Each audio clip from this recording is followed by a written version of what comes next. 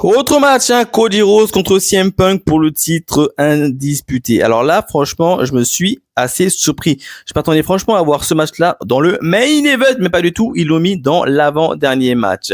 Qu'est-ce que j'en ai pensé au niveau de ce match-là? Je l'ai beaucoup aimé. Alors là, on a vu un Cody Rhodes et un CM Punk livrer un match assez différent puisqu'ils se sont littéralement attaqués, on va dire, à des parties de leur corps bien précises.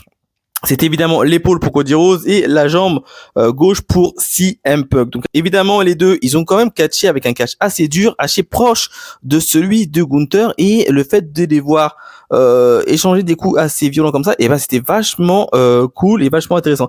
À un moment donné, j'ai même cru que l'un des deux allait partir littéralement aller prendre une chaise et aller lui tabasser. Bon, ça, c'est pas fait. Par contre, il y a eu évidemment des ref bump, hein, le fameux ref bump, le fameux Cody Cutter sur l'arbitre, alors qui était quand même assez mal donné, hein, faut se l'avouer, assez mal donné. Mais bon, évidemment, ça n'a absolument pas profité à Cody Rhodes. Pourquoi?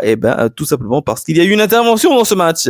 L'intervention de Randy Orton. Randy Orton, il arrive direct RKO sur Cody Rhodes, RKO quand même sur son petit qu'il a lui-même entre guillemets formé avec l'époque de Legacy, etc. Donc là, franchement, assez impressionné. Et puis Randy Orton, il s'en va. CM Punk, il arrive, il se réveille, GTS, 1, 2, 3, c'est fini. Donc franchement, le match était correct, il était décent. On a vu un match assez différent puisqu'on a vu tout simplement Cody Rhodes et CM Punk livrer des matchs différents, un peu plus durs.